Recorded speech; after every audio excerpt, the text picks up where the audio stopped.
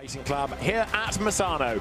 We are, as you can see from the background, near the Adriatic coast. It is a great circuit. We had a really good race for the GT4 cars yesterday. More of the same coming up for our second 1 hour of action, with the start driver today being the driver who qualified the car and indeed who did that second closing stint yesterday. Pole position to the winners of yesterday's race, not because they won, but because of the time set by Robert Consonny. Benjamin Lariche, his co-driver, they were victorious yesterday, and the sister Audi at Team Speed car of Greg Gilbert and Paul Petit lining up alongside. Former rallyman Robert Consonny there behind the wheel. Benjamin Lariche leans in with a bottle of water.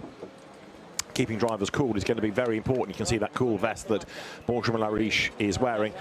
So this is the hot time for the driver in the car with no air coming through and getting hotter and hotter. Luc Ibanez from the NM Racing team, runner-up yesterday. He'll be a man to watch, a regular winner at Misano over the years. Alex Legui is on the grid for us. David Addison and Joe Osborne trackside, and a hot track it is, Joe, for this second 1 hour race of the weekend. Yeah, track temp at 45 degrees already. That's almost the highest we've had this weekend. So the cars will be loose, and that elite McLaren at the back. It was pole position yesterday with Rattigan, but then they had the failure, didn't they, on the outlap with Cresswell, hence why he is starting last. Here's Paul Petit in the sister car to the pole position and the race winner. It was a completely new car after that huge Spa crash they had last time out. Don't look like they've quite had the pace of the sister car this weekend, which hasn't been the story of the season so far. So let us quickly go to the grid before we get into the second race of the weekend. Benjamin Lariche and Robert Consonny on pole position. They had a win yesterday as well. It's a good weekend thus far. Benjamin, here we are. You're looking very well. This is the best thing to be wearing for the temperatures. Here we are, pole position. Yesterday's race was absolutely brilliant. Ready to do it again? Yeah, I hope finish the race, score the good points to improve or keep the good advance in the championship. Yes, we're starting pole position with our teammate Paul. So. Yes, cross finger about the first lap, and we'll see. I think the 17 is fast also. The BM are very fast on the tire degradation, so yes, we need to manage the tires, and we'll see what's happened and hope to score good points for the championship. Grazie mille. Benjamin Lariche then, who will do the second stint in that pole position car. You've heard about 17 BMW, Benjamin Lassagne starting. There it is, the white BMW on the second row as the drone hovers over the Julius Dienerson Aston Miller McLaren. Third row of the grid, the blue BMW Jagish Gedich. Behind him, the other blue BMW Gabriele Piana. Yesterday, Gedich and Ibrahim finished 6th, having started last on the grid, which was 38th. So a mega job done to scorch through the field. Yeah, 32 places gained, and this car DNF yesterday, so Aston Miller didn't get a chance to drive, so he'll be trying to prove his point today. There is Julius Dienerson looking in. Let's get back to the grid. Greg Gilbert is in number 8 Audi. Paul, Greg, another hot one. You boys are having a really tricky few races, aren't you? Is it time for redemption? Yes, it's time to score big points. You know, yeah, we lose too much points. We are far away to the leader. So yeah, we need now to score big points. Look out for Team Speed car, but you know exactly what pace Lariche and Consonny have. Do you guys think you have the pace against them? Yes, to be honest, we are. Paul and me, we are the speed to fight with them. So yeah, we need to prove that we can compete to Robert and Benjamin. Good. Best of luck, boys. Thanks. Greg Gilbert will do the second stint today. Paul Petit already into the car, and the grid is going to be cleared shortly. We are within 10 minutes of the formation lap starting. There's a quick car, the BMW that Benjamin Lassagne starts, and Ricardo van der Ende takes over for L'Espace Bienvenue. Benjamin Lassagne, the Belgian driver, yet to put his gloves on, trying to keep as cool as he possibly can. Blowers being used just to get some air circulated through the car. You have a look further back on the grid, more BMWs, Porsche Caymans looking resplendent. You've got McLaren on the grid, you've got the Ford Mustang as well of Eric Evans and Marco Signoretti that needs to fight back within the championship, having really lost out yesterday, struggled for pace. Mercedes AMG represented on this grid as well. We've touched on McLaren, there's the Toyota GR Supra. 5-minute board now being shown, and let us not forget the Lotus as well in Pro-Am, which has had a club class win this year. Stefano D'Este and Alberto Nasca starting. Had problems yesterday, though. Yeah, early on as well, retired that car. Ginetta as well, just like Lotus, just a single entry from that manufacturer. They were strong and quick, but they went a lap down, didn't they? But they stuck with the leaders yesterday. And that BMW of Lucena, I think, lost a podium yesterday for the contact it did on the elite McLaren. Had to give the position back, by which point Piano had also got through, hadn't he, in the Boston Automotive BMW. So everybody now being asked to leave the grid. Go back to air conditioning. As you look down on the Ford Mustang there, number 1, that is the Michael Haverantz Nathan van Springel entry. Oh, we touched on Aston Martin as well, because it was one of those that won in the Pro-Am class yesterday for Stanislav Safronov and Alexander Weintraub. That's Alex Papadopoulos, runner-up yesterday. He's going to start 6th on the grid. The quick American driver who's been... It's time to refresh your vibe with Yash Raj. Win a chance to feature in a music video with Yash Raj Mukhate, plus more refreshing prizes to win daily and weekly. Visit the website or scan the QR code to participate now. 3 days, 2 nights. Holiday done. 3 days, 2 nights and office la irke. Full burnout. Beach vacation, full chill out. Increment to evlo kammi. So book now na goda. 40 லட்சத்துக்கு அதிகமான domestic மற்றும் international hotels. அட்டகாசமான விலைகள். ஸ்ட்ரெஸ்க்கு leave கொடுங்க. I think one of the most fiercely competed series in the world, and as you know, racing against some of the best talents in motorsports, learning a lot from them, and a lot of pro drivers on the grid. And as you all know, I'm the only solo driver doing the whole stint. So which technically means like I'm competing with 50, 60 drivers in a single event. So that gives me an opportunity to learn a lot, you know, and yeah, I think that's the way to go about it.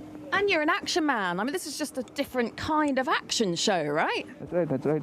But I guess it's something I love to do, so I don't think of it that much, you know. Just I go with the flow. So. Have a great race. Thank you so much. Thank you very much. Have a good day. You too. Ajith Kumar, who, as he says, goes solo. He wants the track time to himself, so dispensation is made for the Tamil actor, who's done over 60 movies and counting. Further down the other end of the grid, you're looking at the Berke Bejla Gabriele Piana BMW, and it is going to be Gabriele who starts. Actually, it's a surprise. That's only on the 4th row of the grid, but Gabriele Piana, a man to watch. He's doing double duty this weekend, racing in GT3 and GT4. Yeah, there's a hard transition to jump between such different cars, the GT3 Mercedes versus that BMW, lap time-wise, 10 seconds different. So jumping between, not easy, but Piano's been very quick at times this season, so it hasn't been a massive issue for him thus far.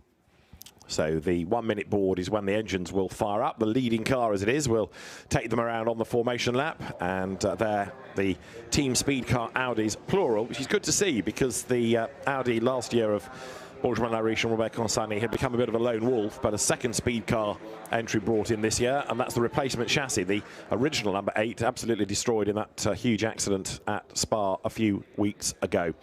BMWs are plenty as well on this grid, as we've touched on all the different brands as well. So it is an all Audi front row. McLaren and BMW on the second row, and the 1 minute board is now shown. That means engines fire up, and so everybody leaves the grid. Those last engineers stay there purely to fire up the engine. The grid is complete, nobody missing, no gaps, nobody needing to start from the pit lane. So we've said it before in the GT4 European Series this year, it is wide open. Yeah, it really is. Mechanics doing their final checks, but yeah, it's interesting with the Audi, isn't it? There's only 2 on the grid, and where are they? The front row. Now, as far as the global GT4 European Series points are concerned, this is BMW ahead of Porsche, Toyota 3rd, Mercedes-AMG 4th, and McLaren in 5th. We have this great success of GT4 around the globe, so the manufacturers in GT4 being rewarded just as in GT3. 15-second board is now shown. The drone drops down there, you can see, underneath the gantry across the pit straight, and that will bring us some fabulous pictures, no doubt, of a very busy grid. Still doors are open as drivers try to get a bit of air in. Bit of discussion between officials there. I'm worried with that at McLaren. They've got someone still working on the car, so they're going to get a drive-through penalty for that. Indeed. Why is that car not started? But yeah, the McLaren is a hard door to drive, sorry, to close by yourself as a driver. Looks like the Callum Davis, Charlie Hart car potentially from where it is situated. So question mark over number 812 that had a spin yesterday. Green flag shown then. That releases the cars now onto the formation lap. And there was another car a little bit further back with the door open. It might have been the Max Kronberg Porsche, but that's now closed. So everybody away. This is what the drone can see. Audi, and then BMW, which has jumped slightly ahead out of sequence of the Aston Miller McLaren, but down through turn 1.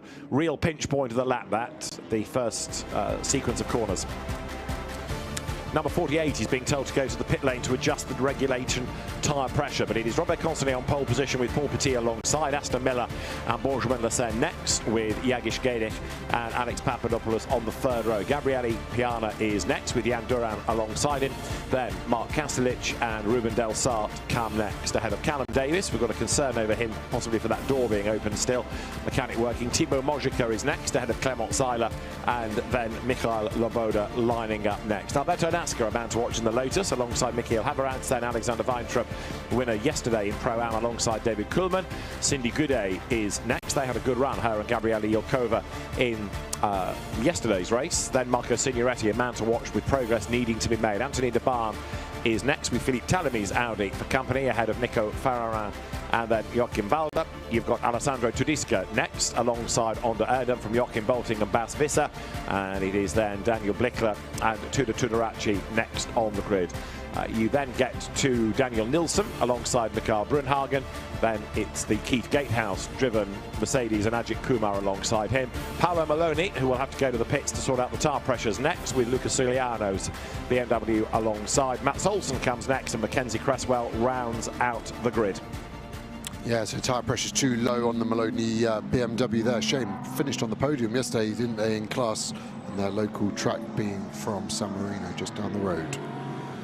So the tyre pressure is set to a regulation offered up by Pirelli, and that can be checked on the grid. If it's not right, it's got to be put right. So that car go back to the pit to adjust the tyre pressure. Might be in just one tyre, might be in all 4, but either way, there's a discrepancy.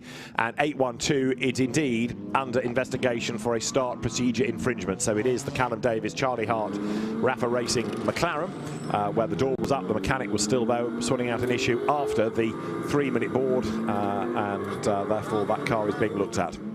Yeah, you could hear the driver then, Saka, on the radio talking to the team about something. I just wonder with that McLaren, it's a quirky door, and sometimes the latch gets stuck open, so maybe when he's tried to close the door, it hasn't closed, and the mechanics had to go in and rectify that issue. That would be my guess why they were still working on the car. So the cars now putting themselves into that side-by-side Noah's Ark formation, ready to get things underway then, and the cars now turn out of the hairpin as you go on board here in the number 54 Lotus PB Racing car. The PB Racing bit is Stefano D'Este's Lotus preparation company, but it is Alberto Nasca who is going to start that car. They have been class winners this year, retired very early from yesterday's race. So then the Audi lockout at the front of the grid. They come now towards the exit of turn 16. The leading car goes for the pit lane, the pace car as it has been, and our second 1 hour of racing, race 8 of the year in GT4 European Series, powered by RAFA Racing Club, ready to get underway. The lights will change now. Good getaway by Robert Constantine, a good start also being made by Aston Miller to try to get up the inside of the green and grey Audi of Paul Petit, but he squeezes up the curb on the inside. That puts him on the wrong side for the next corner, and a good move by Benjamin Leclerc. The road opened up for the BMW, and he's gone second, or has he? Because back up the curb on the inside comes Paul Petit. No, Leclerc hangs onto it. Good racecraft, and then Paul Petit is under attack as well. Look from the first of the Borusan BMWs round the outside, going up towards turns 4 and 5. Yeah, Aston Miller, I thought was going to get second, was too conservative trying to get past the Audi, and it was then the Sen who took the inside, and they're battling, and Petit has lost another position coming out of turn 6. So now the cars accelerate down towards turn 8, and it is going to be Robert Constantine going to get away a little bit from Benjamin Leclerc. The BMWs are coming through nicely with, at the moment, Gabriele Piana, the better of the Borusan cars. So Piana's made a good start, and he's worked his way up into 3rd place then, behind Leclerc, ahead of Petit. There you've got Aston Miller dropping back a little bit into the clutches of Jagish Gedich, who is taking Alex Papadopoulos with him. Then the Toyota Supra look, the white and green Toyota in the hands of Jan Duran. Out wide goes Mikael Loboda, and it is Constantine in the lead, trying to build that gap over the BMWs behind. Yeah, and just looking down the field, the Ginetta leading its class at the moment from the Lotus. The Lotus, easy to spot that bright yellow car. There is our class leader, the 51. And here we can see it from the 54 car. So this is the Pro-Am class, the green number background on your timing tower. The blue is silver, red is Am-Am. So at the moment, we've got the slower drivers in Pro-Am at the moment, but it is a one-car battle, isn't it? One long train there going through turn 14. With Robert Consony then at the head of that queue. And the drivers working their way up towards the end of the second lap of the race with number 19, the white Mercedes, and Mark Kaselic coming through behind Duran, who is behind Papadopoulos, who were way wide that time, coming over the timing line. So it is Consony at the end of the opening lap from Lucerne, ahead of Piana, Petit 4th, Miller 5th, Gedic 6th, Papadopoulos is 7th, Duran 8th, Kaselic 9th, Delsart 10th. And as the field then comes up through turns 1, 2 and 3, that first long S sequence, Consony is not really getting away from the BMWs. Benjamin Lassagne pretty much staying with him as the whole field wriggles its way up towards turn 4 yet again. That's 54 Lotus. So Alberto Nasca 13th, and at the moment second in Pro-Am to the Ginetta. Look just up the road ahead. Yeah, looks like just got slightly more pace, able to pull away from the Lotus here. They're all weaving left to right. Misano maybe needs to defend. All cars have made it round the first lap. Mackenzie Cresswell in that yellow elite McLaren has made up 9 places from last place. As you can see, a battle going on there. The 74 Aston down the inside of the 99 Super with a big snap of oversteer. I think should about keep the place. Let's see then, so heading up towards turn 9, big slide coming out of the Aston, David Coolman's car. Here's the battle line in the background look as Aston Miller tries to fend off Jagish Gedic. The BMW towering over the McLaren and goes around the outside. Gedic with a brave bit of driving here, stands his ground all the way through Curvoni at turn 11, through turn 12 into 13 now, and he's got the job done. Nice move by Jagish Gedic in that BMW. Great move, really used the strength of that BMW to get round the outside of Aston Miller, and Miller hasn't had the best start here as he now down to 6th place, 3 places lost. Of course, he was on the back foot, no track time yesterday because of the damage. Some of the wheel arch flapping away. You can see where they got hit yesterday in the door. They've not replaced that on the race lab car, but that bit of trim will be fine. That'll either fall off or stay like that to the end of the race. The race leaders then come over the timing line with Robert Consony still in the lead from Benjamin Lassagne. Over a second is that margin, 1.1 the gap. In 3rd place, Gabriele Piana with Petit 4th, and now as we've seen, Gedic up into 5th place. Best in Pro-Am, Thibaut Mojica Ginetta. Best in Am, Anthony DeBarn BMW, and a dive there by Alex Papadopoulos up the inside of 81 McLaren of Aston Miller, but again, no way through. Yeah, no pace for the McLaren whatsoever at the moment. Quite the opposite for the lead. Audi and BMWs are going with them. The first 5 cars, either an Audi or a BMW, their pace really strong. And it is that Aston Miller car now starting to drop away ever so slightly. DeBarn still doing well in the AM class, looking down. Signoretti in the Ford is really struggling here. And just looking championship-wise for them, they need to go, as we see the 60 car coming to a stop by the looks of it, coming out of turn 6. That should avoid any safety car or full course yellow intervention if he can get reverse gear, even more so. On to Erdem at the wheel of it, and he's found the gap to park in. Another car going well in contrast, Mackenzie Cresswell, 38th he started, 27th he is in 2 laps. So Mackenzie Cresswell has got good pace today. Yellow flag for the moment, and then in that middle sector with on to Erdem out of the race. Paolo Maloney up from the pit lane start as it became trying to get himself up the order as that. Paul Petit is under attack now from Jagish Gedic, and up front, Benjamin Lassagne has been caught by Gabriele Piana. So there's a BMW battle for 2nd and 3rd, and Gedic trying to get up the inside of Petit coming into turn 16. He's got the line for the corner and he's got the place as well. Brave stuff. Jagish Gedic goes by, gets the job done. So now BMWs are 2nd, 3rd and 4th as they come over the line. And Lassagne has gone to the pit lane, is that right? So Benjamin Lassagne shown as being in the pits. He was 2nd as he came into turn 16. And yes, he is in the pits and he's got a problem. Tyre related by the look of it. The right rear needing to be changed. So Benjamin Lassagne from 2nd place has a tyre issue and he's in the pit road. Yeah, and I don't think that was contact. We didn't see anything there earlier on in the lap. So we've just had a failure. Always more likely at the start of a race when the tyre pressures are low. That's why we have a minimum tyre pressure. But the car's using so much curb here. Maybe he's just done that and it's popped it off the rim.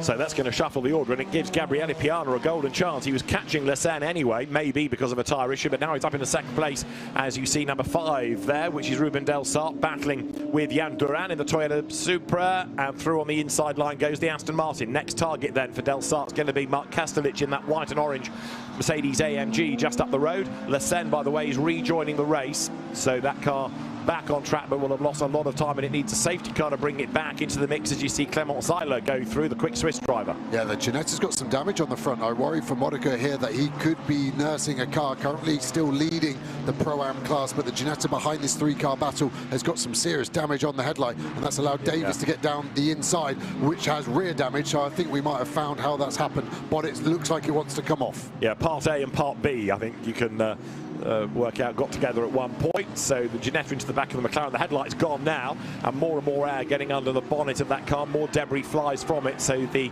Ginetta is going to persevere until the scrutineers say, oh no, enough's enough. So you can see how it's prizing across the front. It is a left-hand drive car, so at the moment it's not too much of a visibility issue for Thibaut Mojica. Race leader is there, Robert Constantini, who is 2.1 seconds up on Gabriele Piana, and Jagish Gedik third has done the fastest lap of the race as the cars dive down to turn 1. There's the Lotus ahead of Marco Signoretti's Mustang. Alberto Nasca just being able to keep him at bay for the moment. Signoretti tries one side and then the other. Yeah, and that Mustang just wants to get past this Pro-Am car. That shows you the lack of pace. I worry for that Ginetta bonnet. There's only 4 pins. One's already snapped as Signoretti gets that move done rather robustly, really forced to open on that. I think we had contact there. Another car coming past us. The Aston Martin roughed us up. 2 places lost. Hopefully no damage for the Lotus. That was Weintraub getting ahead of NASCAR, and that's significant because they're in the Pro-Am class, both of them, whereas Signoretti is in silver. So we've got a pit stop window to come between 25 and 35 minutes. We're away off that yet as Robert Constantini continues to hold sway up front and try to build that gap over the rest of them. 95 seconds being the mandatory pit stop time, and that's the race leader. Constantini now comes down towards turn 11 at Curvone, with Gabriele Piana chasing after him and being fractionally quicker in sector 1 and an absolute best in sector 2. Piana is on a mission here. Yeah, fastest lap was this car though, the 11 car, so the second of the blue Borston Automotive car. 3rd place at the moment, 2 tenths quicker than the cars in front, 7 tenths quicker than Petit behind. So at the moment, really looking like we're going to get a 3-car battle building here. Can get it, keep the pace up, or is he working the tyre too hard too early? The BMW then is in 3rd place in the hands of Jagish Gedik, and it's the fastest car on the racetrack right now as Robert Constantini comes over the timing line, maintaining this advantage. It's a small one, but it's maintained at least over Gabriele Piana. 1.8 seconds. Piana now does the fastest lap of the race, and he's hustling on, bearing in mind that he started 7th on the grid, Gabriele Piana, so he's had a good first few laps. Benjamin Lessen, by the way, is just completely in no man's land. He's nowhere near anybody to make up places. He desperately needs a safety car to try to bring the BMW back in the mix. More Ginetta parts fly as Thibaut Mojica tries to get himself up now with Michael Loboda. They've already traded places, so you've got Loboda now in that BMW into the lead of Pro-Am, and it means that Thibaut Mojica is desperately trying to fight back. They've also both cleared the Mustang once again. Yeah, and I think that Ginetta finally lost the headlight. Must have just fallen out from the wheel arch. Does a track limit on the exit of 6 there. That will create so much drag, the bonnet lifting. That's got to be 3-4 tenths of a second as now the Mustang breezes past. The bonnet's getting more and more open, isn't it? And this is where the scrutineers start to look and think, okay, if that goes, it's a big piece of bodywork. It could land in the road, it could hit another car, it could go over a barrier near people even. So they will be keeping a very close eye on that. So too, in fairness, will the team. Thibaut Mojica's Ginetta then still in the lead of the in second in its class, but the CMR, Classic Modern Racing Squad, will be having a look at that and debating whether they need to bring it in themselves. 81, Aston Miller. 15, the Mercedes there, Alex Papadopoulos, still at war, and round the outside goes Papadopoulos, runs out of road, gets sideways up the curb, and then has to slot back in, having lost a length. Smart by Miller, just ease him onto the dirty part of the track, no contact needed, just coerced him over there, and that lost him a fair bit of time. Miller will now get another lap, maybe where he doesn't need to defend, and hope the car transforms some pace. 1.6 seconds behind the Audi in front. He needs to close that gap up. Our top 3 pretty equidistant, aren't they, every time we look at them? And actually the 11 car, Gedik, who was the quickest, now slowest out of those top 3.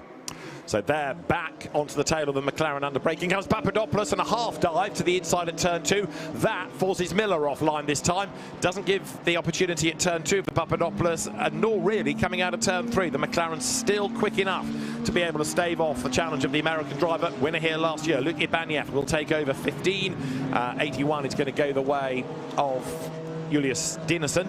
The other car of 812, nothing has come yet by way of information as to the investigation of it being worked on after that 1 minute board on the grid. Right now though, Miller on the defensive. Papadopoulos lines up a move on the inside and gets another face full of Artura.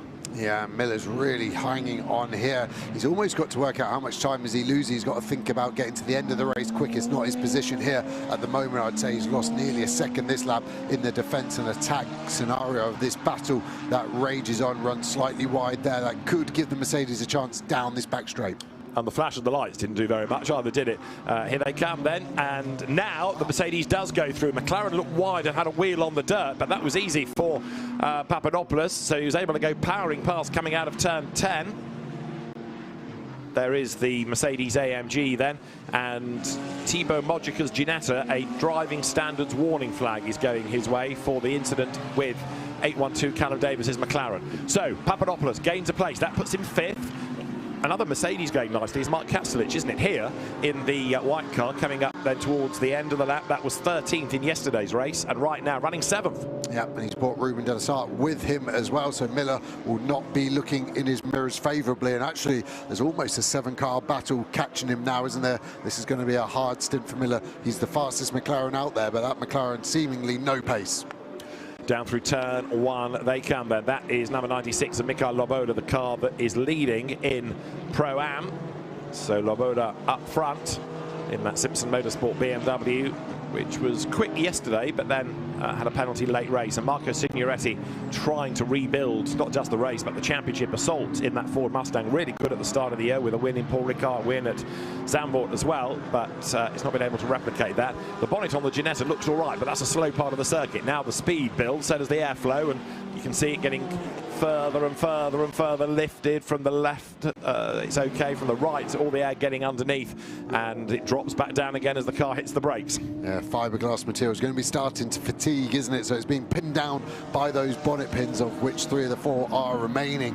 I worry actually at some point it might just snap itself in half. They build them strong up in Garforth near Leeds, but that isn't part of the development, is how much air you can get under a bonnet before it flies off. No, it's not something you test often, is it? Although the drivers do seem to test it themselves quite a lot, whether it's in GT racing or in the one-make championships, of which there are many, of course, for Ginetta G56 these days. There is the charging Mackenzie Cresswell. So from the back of the grid, he's already up into 19th place. Mackenzie Cresswell doing an excellent job as you look at number 98 there. That's the Kimvalda BMW, 22nd overall. Let's see what happens for the Ginetta bodywork this time around. Looks okay, but again, you pick the car up at a slow part of the circuit, so the speed isn't there, and nor is the airflow. Now it quickens, and it starts to lift again.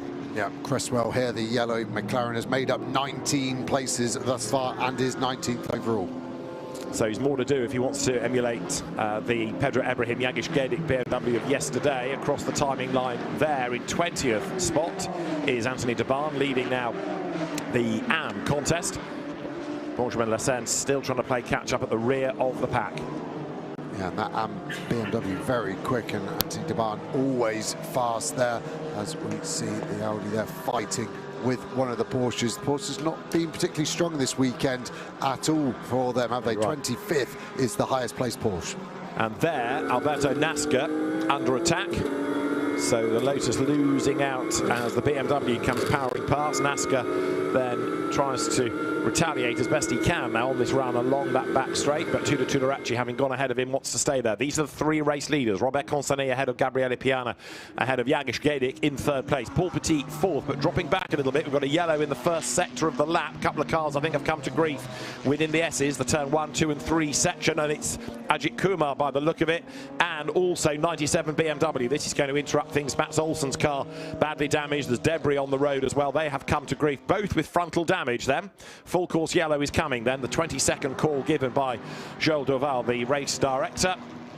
So a full course yellow to slow the pace, and that'll go to a 10 count, and then the full course yellow will be deployed. The yellow flags are there, and the cars will slow because the full course yellow is in operation. Yeah, looked like that Mercedes was slowing down rather late. Interesting incident there because they were nearly 6 seconds apart as they crossed the line just before that sequence of corners where they've crashed. So can only assume the BMW of Olsen has spun and Kumar's been unsighted and hit him at some point. But yeah, a rather large amount of damage on both of those cars. They're both going to need full lifts, aren't they? Who does this help? Well, it helps Lecen, doesn't it? We said he needed a safety car. It helps that Ginetta as well, I think, and it probably helps that elite McLaren bunch everyone up again. As long as we get a safety car. If it's full course yellow, there's less to be gained. I think we've got to. I'd probably right. That wrong. Yeah. The amount of coolant. Yeah, there's liquid all over the road as well, lots of bits of debris. The Porsche of Ajith Kumar is off the road, but it's still in a vulnerable place if anybody else were to go wide. So, yeah, just the sheer length of time needing 2 recovery vehicles, not just one. I think you're right, we will go to safety car ultimately, although the different tyres that we have from Pirelli these days have often meant that full course yellows are followed by green, but it may well be that with liquid on the road, Race Direction prefer a safety car, and hopefully this isn't going to delay the pit window. We've got enough time, I would have thought, before we need to think about delaying the window. There, Ajith Kumar out of the car, out of the race, and that, I'm afraid, is really the first significant bit of damage we've seen from him this year. And because he's a fine chap, he goes and helps the marshals clear up all the bodywork. Not many drivers would do that. No, he's counting the dollar signs on that repair, isn't he, as well, I think. And isn't just the acting he does, he's got a motorcycle tour company, the Venus Tour Car. If you want to ride a Harley Davidson across the Sahara Desert, David, he's the man to speak to. I'll go and have a word a bit later. Okay. Yeah. So Robert Consony then up front, and having worked hard to try to build a gap, it was being eroded anyway, but if we go safety car, it will disappear altogether over Gabriele Piano, who's had a very good first stint. There in 3rd place, Yagish Gedik, in 4th place, Paul Petit, and in 5th spot in the queue, Alex Papadopoulos, as the cars coast their way down that back straight towards turn 11. I think I've got to give some congratulations to the top 3 as well. There's only been 1 track limit done by all 3 of them, and that is just 1 for the 3rd place Gedik, as we see the Manitou there ready for a full lift. So it'd just be interesting to see how they dress that liquid right against the curb. You can see the bucket there, probably a quick dry they're going to throw down there, but good amount of vehicles here at Misano, because I was expecting a flatbed needed, but they got 2 Manitous there already with the beam where they can just plug directly into the roll cage through the roof, and they can lift those. So yeah, we're right on a cusp of a flip of a coin if we're going to have to delay the pit window, which should be open in 6 minutes and 40 seconds. And under full course yellow, we are about to see what the lap time is going to be, as up towards the line then goes the leader. Now this is on board with Ajith Kumar. So the BMW spun on the exit too, you can see it, and he just hasn't seen it at all. All I can say is he's looking down at the dash or something, because the visibility of that BMW was good. He was just hyper-focused on hitting his apex and maybe looking at the plethora of information on the dash. But first year of racing at this level, that's a learnt lesson for Kumar. And you're right, we are going to go safety car then. So this full course yellow morphs into a safety car, and that is good news for some, bad news though for Robert Consony, is it not? As now we're not under safety car conditions yet, and it might only be 1 lap just to bunch people up and get the tyres back up to temperature, rather than a sequence of laps behind the safety car. But full course yellow conditions prevail. Safety car, remember, can go faster than you're allowed to go under full course yellow. So once the road is clear, a lap behind the safety car, maybe 2 before we go back racing again. But yeah, Ajith Kumar, as you say, totally focused there, came through the corner, and all of a sudden, nowhere to go. Yep, that would have been a shock for sure. And yeah, luckily the drivers these days have got to wear the hands device. You can see Kumar there holding it to his hand, so that would have stopped a big old bit of whiplash. Even at that impact, I would have thought would have been 4-5 G most probably. So your head weighing 5 times more than it usually does can hurt the old neck. So the cars here coming down towards the end of the back straight, and you've got there the damage on 97 BMW. So Mats Olsen's car being taken away. That, in a sense, was the catalyst. It had spun, and then Ajith Kumar, through the corner, suddenly found himself confronted with a stranded BMW. So safety car on track, but we have not yet had safety car conditions confirmed, because only when the track is clear will we go to safety car for effectively one lap to quicken the pace and then let the field go.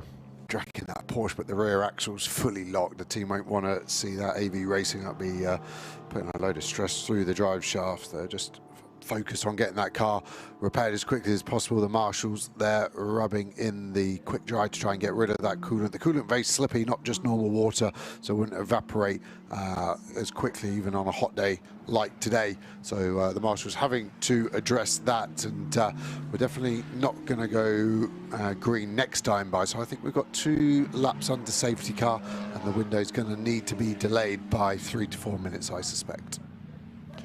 So race control will be looking at the situation on track, and there you've got then Robert Conseny, the race leader, with that gap potentially to disappear once everybody starts to bunch up behind the safety car, as the field then now comes again up over the timing line.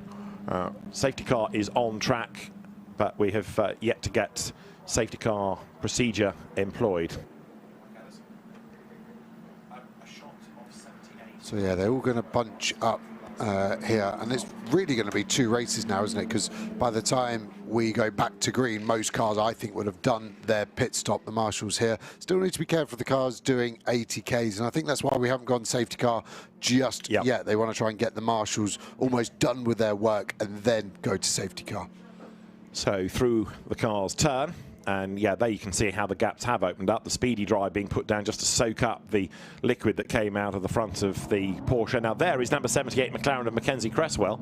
So that car started 38th, and Mackenzie Cresswell now in 19th place. Trying to get some air. You can see his red glove out the window. The McLaren runs very, very hot. It's not the nicest place to be, and he's struggling there. Even after a relatively small stint, he's trying to get some air in there, and he'll be happy to jump out of that car. He's had a good stint, but obviously working hard.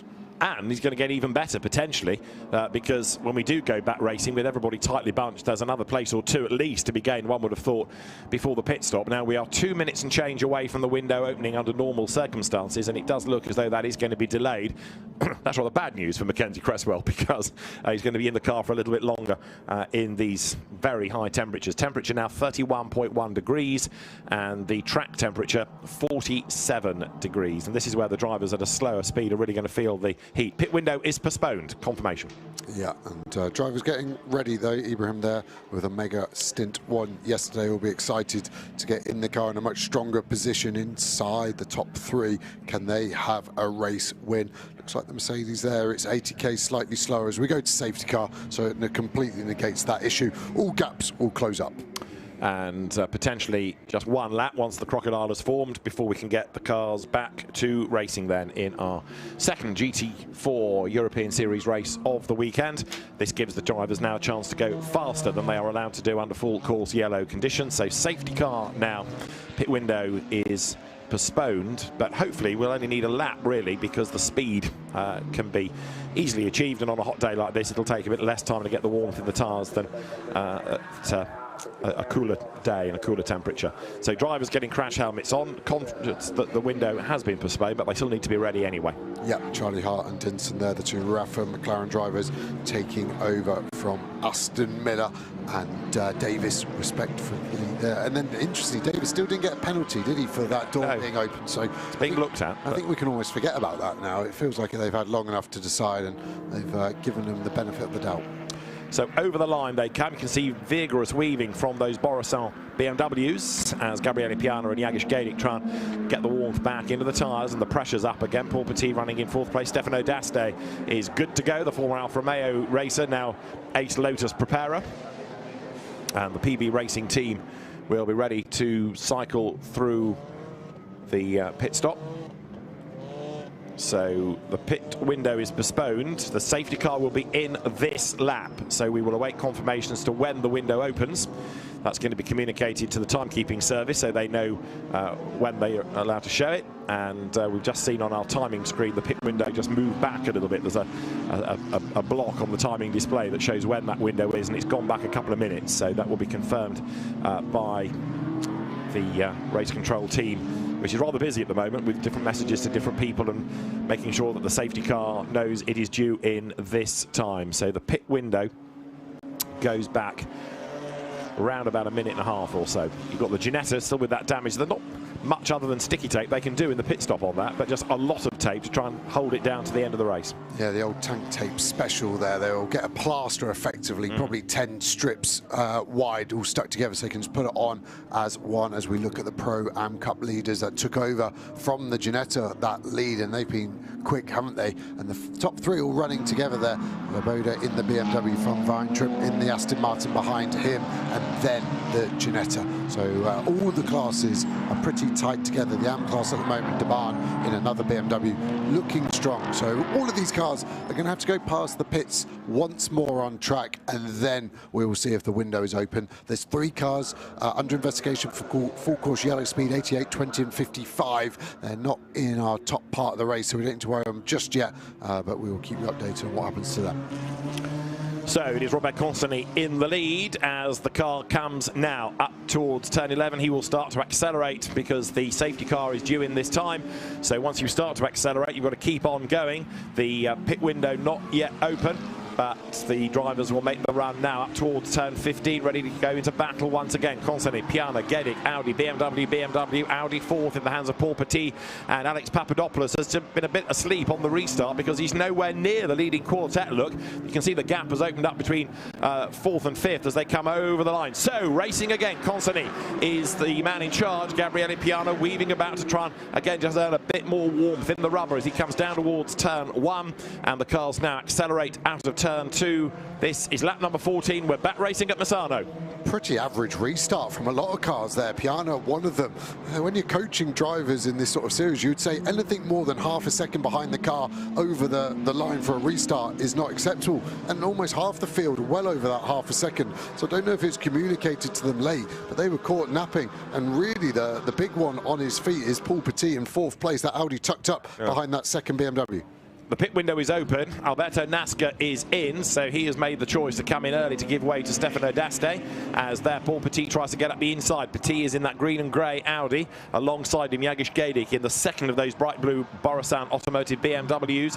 Behind is Alex Papadopoulos trying to close back up. He was another one that was not really on his toes on the resumption of the race, as there is the Lotus. I think that car was in before the pit window opened. The pit window message opened at 21-22 seconds, and they've been in the pit lane longer than that time, so I don't think this will count as a mandatory. So the Lotus may have come in for a problem anyway, because it's still there. Let's see, but you're right, it was in a fraction early. As round the outside there goes Marco Signoretti to try to move ahead of the McLaren, which he does. So nice move that ahead of Callum Davis in the trim flapping McLaren that then gets up the curb, and that off the road is the Cindy Goudet.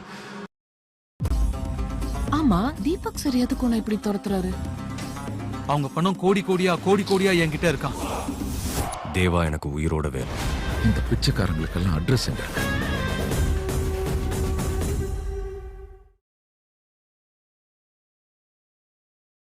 It definitely was in 12 seconds too early. My calculation, the Borson Automotive car going pretty much all the way down to pit lane. That car of Cindy Goudet still going very slowly.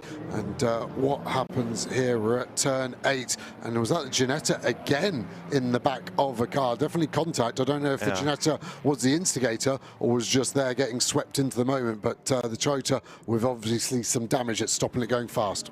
Right, lots for the pit lane this time. Apart from Pedro Ibrahim, Tudoraci is in, Balder is in, Ferrara is in, Hendrik Steele is in, Alex Papadopoulos is in, Jan Durant is in, Callum Davis is in. So there's a real shuffle of the order as you look there at the car that Pedro Ibrahim will take over. And there's the damage. I thought the Toyota went up the inside of the Ginetta, but the net result is you can see damaged suspension. That car with a wobbly wheel heading back to the pit lane, and there is a big question mark over that Lotus pit stop right now, incidentally. So yeah, the pit stop has been done, but coming in too early. Now we've also got a car that's got a 5-second penalty for track limits, and it's the Ginetta, is it not? So 51, Thibaut Mojica there having a new tyre put on. He's got a puncture and he's got a penalty as well for track limits. Yeah, the contact obviously on the right side of the Ginetta, so there must have been multiple hits on that lap, because the bit we saw was on the left side from the Ginetta, as we see Joachim bolting head out, taking over from Hendrik Steele. Here's Cresswell now up to 10th with cars pitting in front, so he might want to stay out slightly longer. He's got some track in front of him to use up, but the pit window will soon evaporate. Probably got time for 2 more full laps. So over the line now goes Robert Consani in the lead of the race ahead of Gabriele Piana. Paul Petit staying out a little bit longer as well. Aston Miller fourth now. And then there's, of course, the other aspect to all of this. Traffic gets in the way. So some of the leading cars finding back markers coming out of the pits after an earlier stop in the way. Mark Kastelich comes in.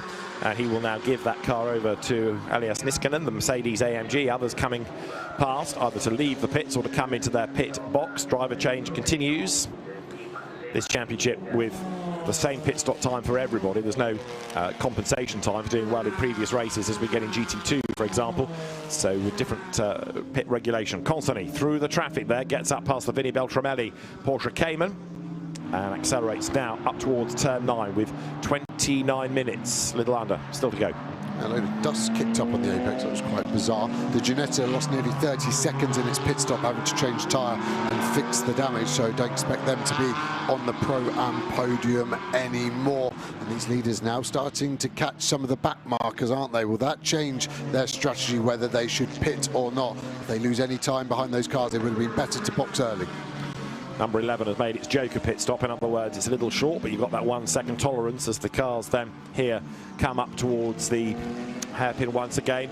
And there, second, with back markers in the way this time, Gabriele Piana. So he's dropped back a little bit in real terms from Robert Consani. Now we'll see whether the leader comes in this time. Consani is going to pit, and Gabriele Piana will not be that far behind in the BMW, looking to see whether there's a blue flash into the pits. There is, so the BMW is in a lap later than the sister car, but at least that means they don't need to double stack. So the gap comes down a little bit into the pit lane, does it not? But Piana comes towards the Borusan Automotive Motorsport team, as down to Team Speed Car goes Robert Consani, and Aston Miller now leads in the McLaren. Yeah, Signoretti stays out as well, so does Lombardo, which is an interesting strategy. They've gone longest out of all the Pro-Am cars, and it'll be a proper racing pit lane here. Oh, it's close for the mechanic there, getting taken up by the other speed car, Petit. I don't think he was watching. That was on the car controller. Petit knows he's got to get the car in, and the car controller just oblivious to another car.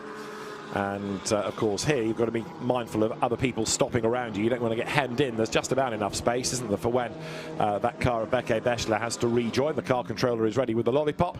As through the traffic then now comes 81, which is the on-the-road leader, Aston Miller, by just under 2 seconds from the Aston Martin behind in the hands of Clement Seiler.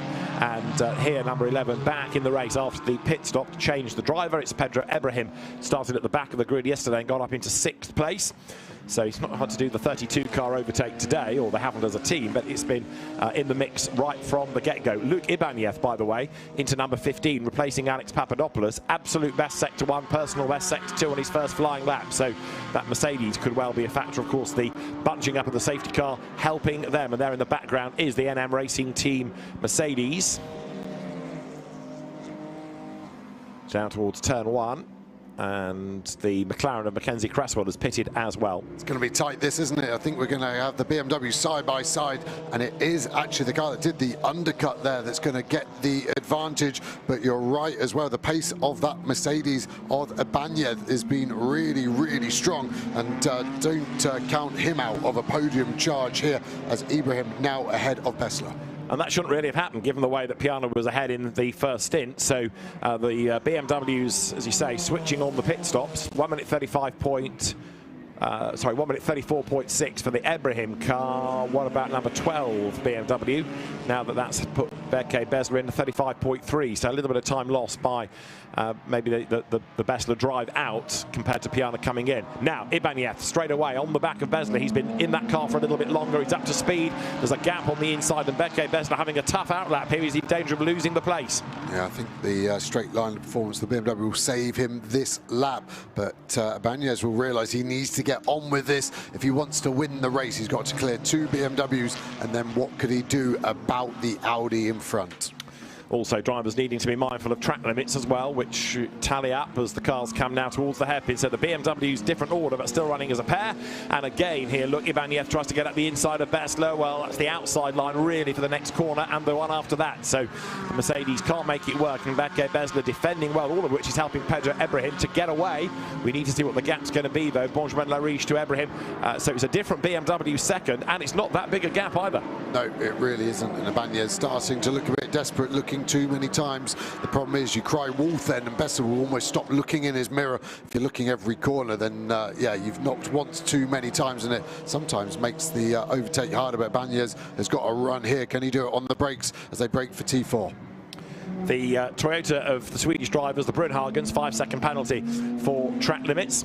That'll be factored in at the end of the race. As there you can see Ibanez getting himself onto the back of the Beke Bechler BMW. Pedro Ebrahim getting away. Aston Miller is in. Clement Seiler is in. Marco Signoretti is in as well now, out of that leading group as the leaders come into turn number 8. And Ibanez is struggling to find a way past at the moment. And while he's struggling to get past Bessler, so Ebrahim in the other BMW, there, the first of the two coming up towards us, is getting away. But that said, Lariche is also extending the gap in the lead. Yeah, and he's looking comfortable as Ibanez gets the inside. It's now going to be a drag race again. He needs to get close to the side of that BMW, get a big side draft. We talk about slipstream, nose to tail, and that's what he's had to tuck into. The BMW survives again. Where's Ibanez's best chance? I think it's probably into turn 10, that corner onto the back straight. He just needs to send it down the inside, get level, and then just try and ease this 12 BMW out wide so he can't pick the throttle up as early. So they come now into the hairpin. So Beke Bechler still hard at work, keeping at bay Luc Ibanez, who's been a GT4 mainstay for a number of seasons, initially in a Ginetta, but then switching to the Mercedes a few years back. Very, very successful indeed. Came out of Clio Cup Spain initially, and he's on the back of Beke Bechler then as they come over the line. Beke Bechler 3 years ago, the German Prototype Cup champion. Gabriele Piana, the 2023 GT4 European Series champion, he did a good first stint in that car, but not a great pit stop. So a little bit of time lost, and that's what's helped switch the BMWs over. And you can see Pedro Ebrahim up the road, driving away from them. Pedro Ebrahim knows this circuit pretty well because he was last year's Italian GT Sprint Pro-Am champion. There is Eric Evans rejoining in the Mustang, and back into the race also now comes the white RAFA Racing Club McLaren. 7 seconds too slow on the pit stop, and that's why they've lost a place to the Mustang, so not a good pit stop for the previously driven Aston Miller car. Right, so the order continues to shuffle around with these pit stops, and the window now is closed. So if you haven't done the stop by now, then you're in big trouble. Race leader is still then the Team Speed Car Audi in the hands of Benjamin Lariche. In second place, Beke Bechler's teammate Pedro Ebrahim. There you've got Bechler third, and fourth is Ibanez. And then let's see what's going on behind in fifth place. Then it is going to be now Greg Gilbert in the second of the Team Speed Car Audis. And look at the gap those five have got over Baudouin Datou, who's taken over from Clement Silas. It's quite a big gap the leading quintet has continued to have. Yeah, 4.3 seconds. Gilbert in his own air completely. We said at the start of the race they don't seem to have the same pace as the sister car. Don't know if that's a new car issue. They're just trying to get it dialed in as well as they did the old chassis before that big Spa crash. But Ibrahim definitely has lost a bit of time this lap, and it seems like it's all closing up behind him. And I think, again, we're just seeing a transformation of pace as the tyres change, the driver pushes potentially too hard and burns it up. And at the moment, Lariche will be managing this gap almost perfectly. 2.2 seconds, now nearly 2.5. So here they come, up towards turn 16. You can see number 7 there, Stanislav Safronov, trying to take a second victory of the weekend in Pro-Am, and he's all over the back there of the Josh Rattigan-driven McLaren. So Josh Rattigan goes into turn 1. All over the back of him is Stanislav Safronov. See how much curb the elite McLaren's using, and that's what they were saying could have been the failure in qualifying as the battle rages here for 7th place. You've got the Mercedes with the Aston right in the rear of it, and this is becoming a big battle. And that's a change because Niskanen has got ahead of Datou. So the change has happened for 6th place. Elias Niskanen ahead of Baudouin Datou. Meanwhile, out wide there goes the McLaren in the hands of Charlie Hart. And just about hanging on to his place is Josh Rattigan. Stanislav Safronov's car comes up to the outside line down towards turn 8. Also in this battle pack is Roberto Faria in number 5 Aston Martin. So Elias Niskanen is under attack. Look, Baudouin Datou to the outside line to try to retake the place, but he can't do it. Niskanen staves him off, at least for the moment. Does he go wide? He does. Up the inside goes Datou. So two very similar front engine cars. It's the Mercedes fractionally ahead, but on the outside line. So Baudouin Datou, who was ahead at the start of the lap, trying to hang on to that place. He's got the inside line for Covoni, the next right-hander, and he's done it. He's gone back ahead. A bit of the floor hanging down on that Mercedes as well, so we need to make sure that doesn't get any worse. Like the Ginetta bonnet, that can start to flap more and more. He's fighting back, he's trying to get to the inside. The car's squirming, under braking, the ABS helping them up, not locking, but the car's still struggling to get stops. And the Aston looks good in a straight, but the Mercedes looks nice and positive in the corner. Diving to the inside there, Roberto Faria. So all of this is in the Silver Cup, but it's for 6th place and back. So Baudouin 2 back ahead of Elias Niskanen as they come across the line. Then you've got Roberto Faria side by side with Charlie Hart in that white McLaren. Behind the pair is Adrien David in the Toyota Supra. Niskanen again tries to go around the outside at 1, the inside for 2. He got the move done here at lap ago, and he's done it again. So Elias Niskanen goes back ahead. Let's see what happens here as a big lose. Roberto Faria tried to get up the inside of Charlie Hart. Did they touch? If they didn't, it was close. But it's the Aston that spins. Yeah, well done for Charlie Hart there. He left enough space. Faria tried to send it down the outside, and then that turned to the inside of 3. It just didn't work for him. Charlie Hart took a slight tap, but survives. There's a bit of damage on the front of that McLaren as well. Didn't spot when that was done. Henry David as well in the battle, and Rattigan still defending from the Pro-Am car, Safronov. Trying to gain ground, but quirky, isn't it, in a sense? A lot of overtaking done early on by that McLaren. Different driver, different stint, different opposition around, and it's struggling to make up the ground. Keep an eye, first of all, on Niskanen's Mercedes making its move, but then Roberto Faria, I don't think there was contact as he got... There's contact at the next right now. I think he didn't already lost it. Yeah, no, totally agree. He was already spinning and the contact happened because he was spinning. But yeah, I was just worried that Charlie Hart might pick up some rear right damage, but McLaren seems to be strong on that side. As there is number 7 then, Stanislav Safronov, all over the backstop of Josh Rattigan, and Safronov needs to pick his battles here. He doesn't have to get past Rattigan, he just has to stay ahead of the class opposition and take a second win of the weekend. That is Jean-Mathieu Leandri, who is leading in AM, and thereafter a second win of the weekend as well. Jean-Mathieu Leandri and Anthony de Barm, the 2 drivers of that very successful BMW, looking for win number 5 of the year. Yeah, going really well, aren't they? And I think Safronov is a bit worried because the Pro-Am 2nd place car is now only 3.5 seconds behind because they're battling so hard in that pack. They are worried about it. Leonardo here in the 317 BMW leading very comfortably in the AM class, so it doesn't need to fight the Van Springel Ford so hard. That number 1 car with the perfect pit stop, it used its joker, so it was a second under exactly. So really good pit stop from the number 1 Ford. And the race has 17.5 minutes to go. Benjamin Lariche is 2.5 seconds up the road at the next timing point, 2.3 seconds up the road.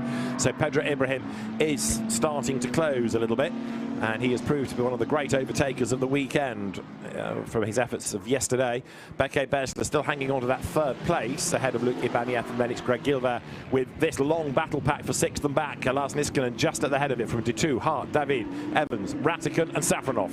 Yeah, Safronov looked stronger, didn't he, a few laps ago? Doesn't seem to be able to put the move on Rattigan like he was trying there. You can see the headlight flash from Ibanez. Those 3 have bunched up, so after a very strong start to the stint, Ibrahim now starting to lose pace. There's 4/10 between these 3 cars equally at the moment, and this will be interesting. There's 3 cars fighting for the final 2 podium positions.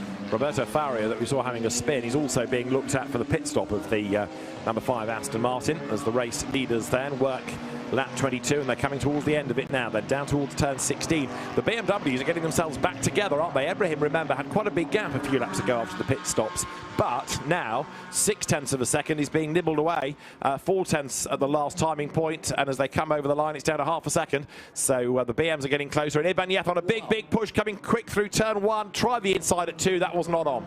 He had so much speed there. It looked like a GT3 Mercedes. He was able to carry so much, but that will be worrying for Besler, that he'll be now thinking, well, what's that Mercedes got grip-wise? And it seems like he's down the inside again. This could be a move done. It'll be side by side for a while. Ibanez, I think, backed out of that one, realised that was a high-risk point of contact potentially, but that has let Ibrahim get away slightly, nearly now a second ahead of this 2-car battle.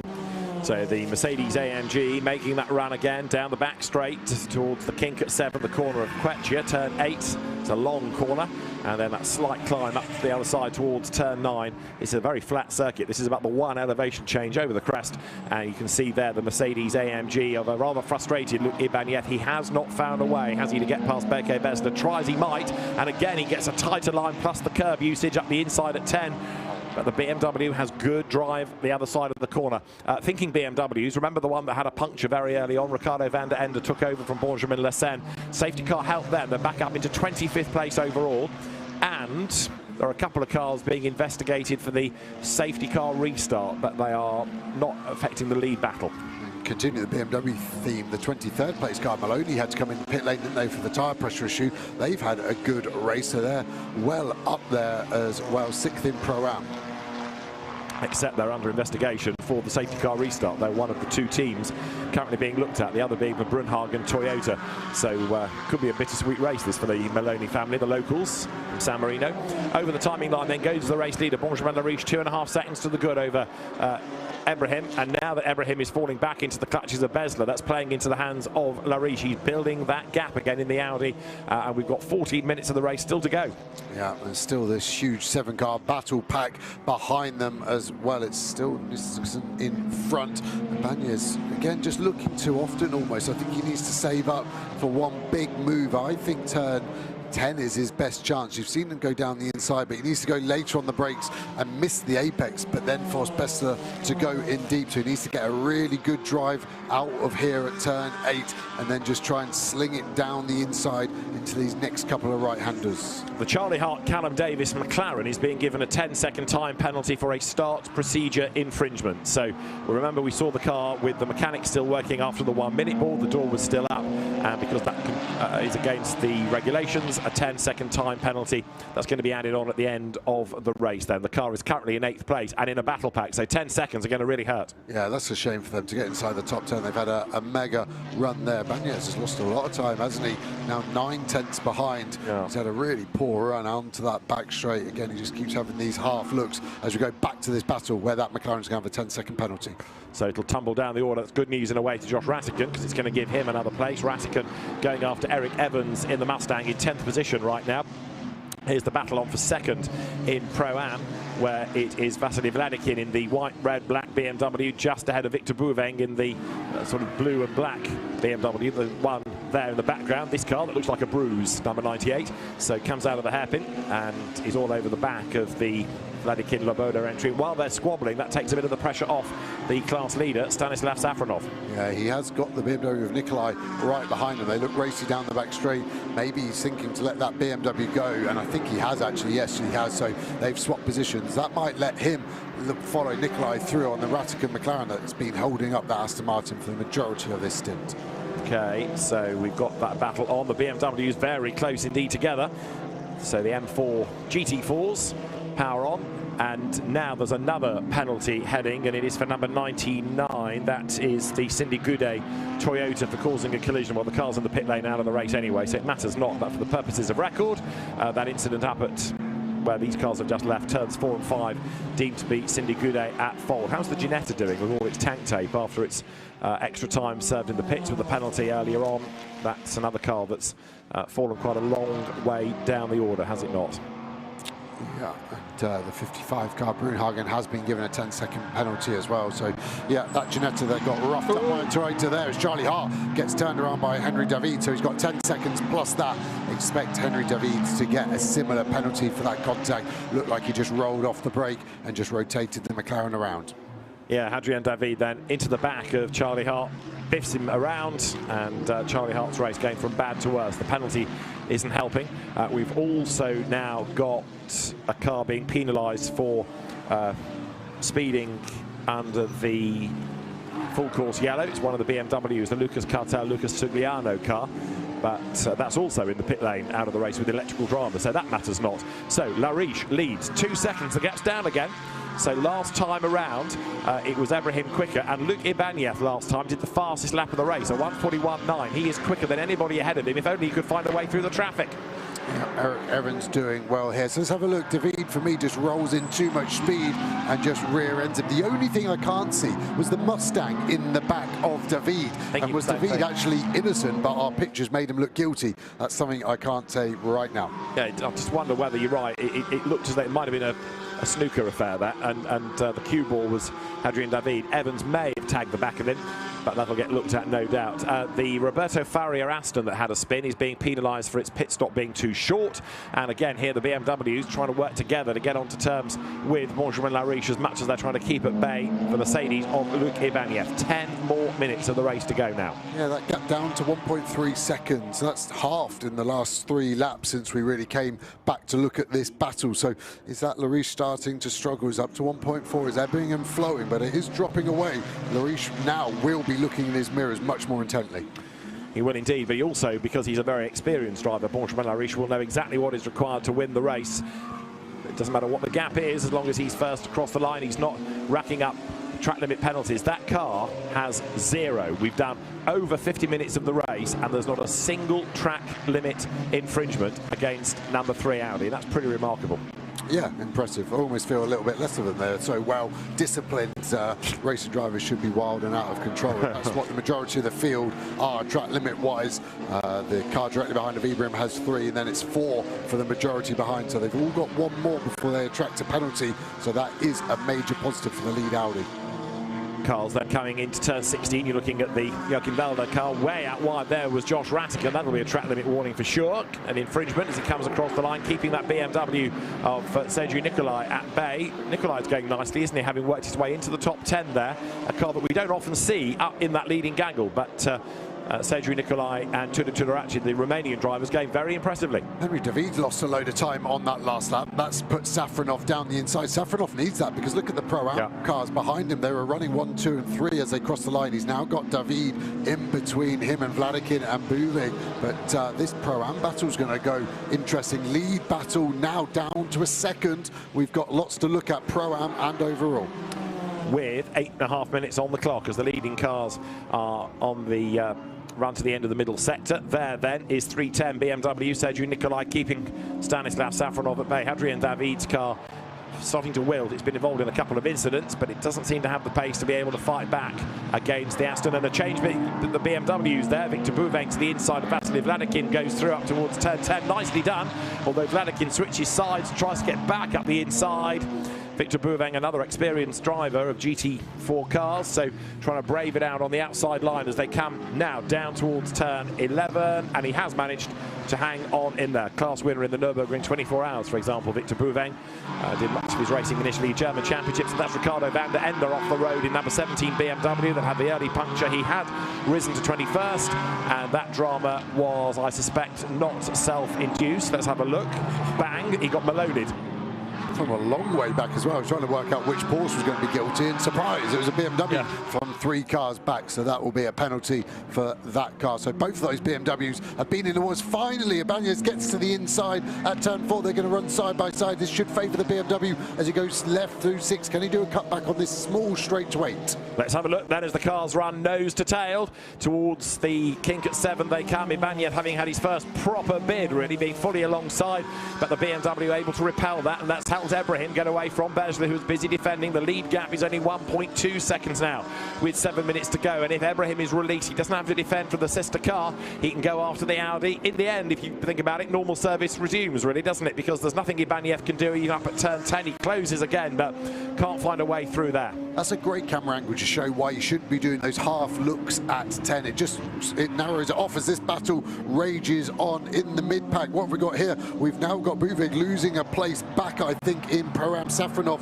is back past the BMW of Nicolai as well, and David is right in the mix of this Pro-Am second place battle as Buvig takes it back, but potentially is going to get the cutback done on him. And also in the middle of all of this, with now Safronov having got himself up past Sergio Nicolai, that means there are 2 cars between the top 2 in Pro-Am. So there, the Aston Martin of the class leading Stanislav Safronov. That's the opposition, number 6 BMW, trying to go around the outside of Hadrian David's Toyota, but he keeps on coming, does Vasily Vladikin. He's on the wrong line, really, and then the Supra leans on him. Hadrian David bouncing into the side of the BMW, and more contact, and around it goes. Hadrian David yet again is involved in an incident. Up into second in class goes Victor Bouvin. Mayhem breaks out as they try and scatter around the outside of Vasily Vladikin, who's going to be furious about that. you could argue maybe he put himself in jeopardy by being on the outside, but again, David, there were 2 bits of contact there. Yeah, David's definitely got the aggression levels there, hasn't he? And I feel the first contact was Racing Instant, the second one which spun him, I think David has gone in hot there. You can see his car is leaving the apex. If he's keeping it on top of the curb, I think it's the BMW's fault for closing the angle. I think that's on the Toyota. David, he's got in too quick and he's rotated their BMW. So if he wasn't loaded up by the Mustang on the first incident on Charlie Hart, that one I think will get a penalty. So that is big disappointment for the car of Vasily Vladikin. He and Mikhail Loboda have been going well, but it also takes a bit of the pressure off Stanislav Safronov, doesn't it? Because that's one fewer car to come up and attack. Paolo Maloney is being given a time penalty for causing a collision. Paolo Maloney and Davide Maloney's BMW that hit the car of Van der Ende and Lessan a little while back. There, Hadrian David, I think there's something in the system for him, surely, after the dramas he's been having, and he's now got that Victor Bouveng BMW behind him. Yeah, Safronov will be the happiest man that all of this has happened, hasn't it? At one point, I thought this guy was going to have the pace to catch him up, but luckily for him, Ratskin's pulled away and isn't holding him up anymore. The lead gap now back up to 1.5. Banya's still all over the back of Bessler, like he has been really for the whole stint. Charlie Hart's McLaren out of the race. That's pitted with all its damage and penalties. As you look there at Victor Bouveng coming up towards the end of the lap. In 14th place now, by the way, is 317 BMW, which is the car of Jean-Mathieu Leandri, which has benefited a bit from other people's problems, but it's way up the road as far as the AM battle is concerned. And the second place AM car has got penalties anyway that need to be factored in at the end of the race. And the end of the race, 4 minutes away. Lariche to Ibrahim is still a second and a half. Benjamin Lariche doing just enough to maintain that gap. Yeah, he stopped the rut, didn't he? That seemed to be hurting his lead and potential win. And it looks closer than 1.3, the BMW coming into its favoured sector there. But Ibanez, where's Bessler gone? There in the background. BMW slow, so we've lost one of the BMWs, and as the cars come into view, it is the Beke Bessler car that's had a slow first section and has had a moment. So finally, Ibanez is up into third place. Now, was there an incident between the two, or is this a BMW with a problem? You can see how much time it's lost, and it's got a problem. It's limping, isn't it? Yeah, so something not right on the rear right, looking at it quickly there. A little bit of damage, isn't there? Okay, there. Interesting, Ibanez's first sector was unaffected time-wise, so maybe there wasn't contact, maybe it was a mistake, maybe it is a problem, but yeah, that car, something's not right about it, as now Gilbert gets past. It's looking low, isn't it? It's got a deflating tyre maybe on the right front, possibly. It's another slow middle sector, but I just thought as the car came into view, that front right doesn't look as well pressured as the others. Here's the replay. He's way out wide coming onto that back straight out of turn 6, fights the car back onto the circuit. Sorry, that was 15, wasn't it? Apologies. Coming into 16, he's wide again, but that front right tyre doesn't look right to me. No, I'm still trying to look at what potential issue there is. It was the sector 1 that was slow. This is sector 3, so I don't know if all those curb strikes have gone a bit. It's low. Tyre's gone. Tyre's gone. There's smoke coming out of the front right, so I'm sure it's a deflating tyre. And although he's got to try and limp onto the end, the tyre has gone down on the right front for Beke Bessler, and Josh Ratigan is now right up behind. He's about to gain another place, so it's a tyre issue that has affected Beke Bessler, and he limps on, but the tyre has gone. I'm surprised he didn't pit. He's had a lap to know he's got some form of issue. Even limping it to the end, he's going to lose more time, potentially a lot more damage as well. Everyone's going to come streaming past, so Beke Bessler limps on. Whether it was him going off that damaged the tyre or the tyre going down that put him off, discuss. But now he's going to try and limp home, and there's another lap to go at the end of this because, well, we've got just a minute and 40 on the clock, and there's more contact involving Maloney, this time against the 32B Porsche, the car of Hendrik Still. So Davide Maloney again getting out his elbows, and now off the road has gone number 1, which is the Mustang in the hands of Nathan van Springel. That looks like it's gone off down at turn 1, so it's in the first sector. Maloney in the meantime against Hendrik Still up the inside and goes through, gets the job done, but again there's a penalty in the system for that BMW anyway. It's going to take a long time to unravel everything at the end of the race as the Porsches now go toe-to-toe. Hendrik Still battling with Vinny Beltramelli, and Still just ahead. Still. Exactly that, and this is for 5th place in the class, but probably 4th once that Maloney BMW gets a penalty. There's the BMW going very slowly on lava. Bessa was slightly more offline than that, to be honest. The speed delta will be huge. And that Mustang in the grubber, is that going to cause a full course yellow? Or are we going to race to the end? Well, the end is 38 seconds away. The leader is on his last lap, so I think they're going to try and cover that just with a waved yellow flag. They don't need to move the car to keep the race alive. They just need to get one more lap out of it, and then the car can be moved post-race. The Porsches are battling, and Beke Besler is going to limp to the pit lane, but there's probably very little point in him going back out, because by the time they put a tyre on, this car may well have taken the checkered flag. Benjamin Lariche and Robert Consonny then are on target for yet another win. They have come so close to winning this championship in the past. They have come into it this year, runners-up last year, determined to win. They're going to be on target for win number 4 here. And the fact that they were still in the hunt last year, going into the last race in Jeddah, was impressive in itself. But this year they have come out, got rid of all the bad luck. They've been so careful not to attract any penalties. That was another blight last year. And the car well run, well driven, and he's going to take a 4th win, and they're going to stretch that margin hugely in the Silver Cup. Yeah, and the Henry David Toyota is not going to get a penalty for that contact at turn 14 with Vladikin of the 96 as well. So the cars here make that run up into turn 15. So for Team Speed Car, they're going to do the double here, and it is another impressive weekend for Benjamin Lariche, for Robert Consonny for Team Speed Car. Up towards the line comes Audi number 3, and a race win for Team Speed Car for Benjamin Lariche, for Robert Consonny. They win at Misano, to the delight of Robert Consonny then, hanging over the pit wall. That car victorious, and second will go the way of Pedro Ibrahim and Yagish Gedich. Third, Luke Ibanez and Alex Papadopoulos.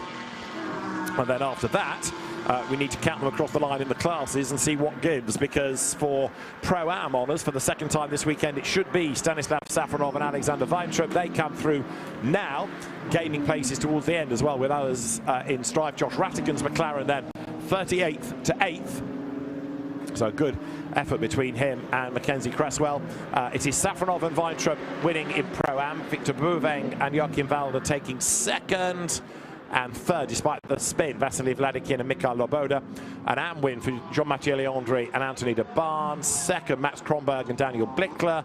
Third, the Brunhagen family, Toyota Supra number 55. But one track limit warning in the end for Benjamin Lariche, but that was still a pretty impressive drive by him and Robert Consonny. And that's a massive boost to them within the championship. The Team Speed Car squad busy celebrating. Paul Petit and Greg Gilvert's car coming home in 4th place. Paul Petit with his back to us. Greg Gilvert brought that one home in 4th spot. And Robert Consonny celebrating as well. In front of course, the GT3 winning team of last night, Team WRT. So success breeding success there. Lucky garage, isn't it? It must be. Yep, led every single lap of the race they were on track for. So dominant display, good for the championship. And yeah, they really look pretty formidable right now in terms of this European GT4 Championship. Absolutely right. So then the cars here on the run back to the pit lane. So Adrien David out of the race as well. So bypassing any penalties by not finishing. Quite a lot of rubber, quite a lot of debris on the road, with still a busy afternoon of racing here at the Misano circuit. And there, Robert Consonny, Benjamin Lariche's Audi. It's Benjamin Lariche bringing it home and getting closer to that seemingly elusive GT4 European Series title. But this year they have just got everything right. Reliability has been there, kept out of trouble in terms of incidents, kept out of trouble in terms of penalties, and looking very strong indeed. There is the Alexander Weintraub, Stanislav Safronov, number 7 Aston Martin, winning in Pro-Am. They did have a warning flag for track limits, but no penalty applied, so that's good to hang on to a class win. And 12th overall, Jean-Mathieu Leandri and Anthony de Barn, the winning Am combination.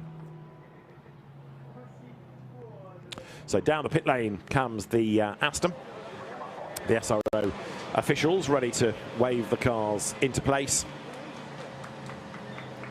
one line for P1, one line for P2, one line for P3 across the classes. There is the Stanislav Safronov, Alexander Weintraub, Aston.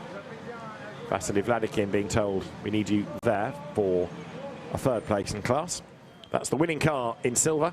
And as we've been saying over the course of the weekend, the course of the season, the Audi R8 may not be the youngest GT4 car, but it's still a turnkey winner.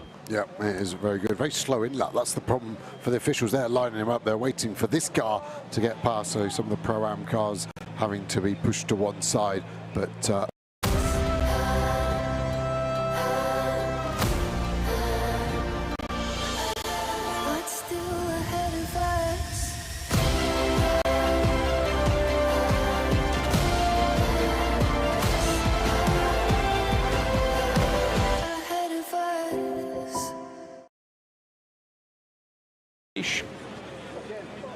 very, very happy indeed. They know they're getting mainstay of the French GT4 and GT4 European Series scene for the last few seasons. And Robert Consani, a happy man for sure. Benjamin Lariche, balaclava off, earpieces out. And reflecting on how the car was, what the track was like. It was never a massive gap, was it? Even at the end, it was only 1.6 seconds, but Benjamin Lariche managed it perfectly. Yeah, I think he did. I was worried with 10 minutes to go, but maybe that was him just looking after the tyre, making sure he got enough pace at the end if needed. And I can't really pick fault of their race at all for the number 3 Audi. So our race winners do the double this weekend. Rinse and repeat almost. A winner's interview from yesterday. Well, here's a fresh one. Alex Legui is with our race winners. GT4 European Series, powered by RAFA, was controlled, dominated by you two once again. My goodness me, Benjamin, that stint was just brilliant. Yes, it was. At the beginning of my stint, it was the car was perfect, but after the 10 last minutes, it was difficult. I lost the traction, I lost the brake, but yes, very positive. We keep our advantage, and. Few many times we lost the title at Misano. Maybe this year it could be the good point to be champion. It certainly feels like it. Robert, talk us through that opening stint. That first lap was just brilliant. You were great off the line. It must fill you with a lot of confidence for the rest of the season. Yes, I push a lot for the start, but the car is completely perfect. I can push. So I'm happy for the championship. We are on the good way. Now we have always 2 races, so 2 meetings. So you need to continue to score a maximum point. Would you like to say a word to your fans en français? On est super content. On gagne 2 fois ici. Ça nous a jamais porté vraiment chance de briller à Misano. On est à chaque fois monté sur le podium, mais on n'a jamais gagné. Là, on fait un week-end parfait, on fait une pole de victoire. La voiture était parfaite, notre team Speedcar a fait une Audi vraiment bien. On s'est battu dans de bonnes conditions. Franchement, on est vraiment content du championnat, de notre position. Et maintenant, il reste deux meetings difficiles et on va essayer de continuer à se battre comme on l'a fait jusqu'à maintenant pour espérons être champion cette année.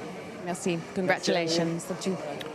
So well done, Robert Consani and Benjamin Lariche, and that increases their championship advantage. It's going to make them very hard to stop. Now, the race control team still working through the system. Bekke Bessler's BMW limped home, by the way, in 29th and last place after that puncture. The pit stop for Alberto Nasca and Stefano D'Aste under investigation. They stopped just before the window opened. That's what's being looked at there. But as far as Team Speed Car concerned, no worries at all. 1.6 seconds the winning margin, and a second win of the weekend and a 4th of the season for Benjamin Lariche and Robert Consani. Another dominant win.